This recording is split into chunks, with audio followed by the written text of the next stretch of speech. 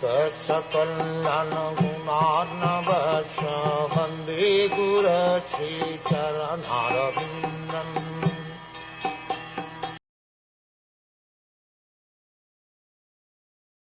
Thus endowed with the development of consciousness from the 7th month after his conception, the child is tossed downward by the airs that press the embryo during the weeks preceding delivery.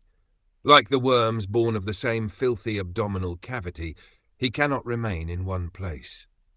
At the end of the 7th month, the child is moved by the bodily air and does not remain in the same place, for the entire uterine system becomes slackened before delivery.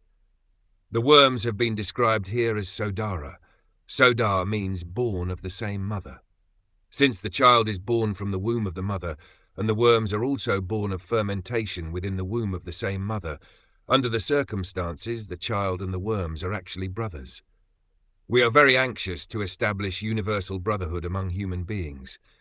But we should take into consideration that even the worms are our brothers, what to speak of other living entities. Therefore, we should be concerned about all living entities.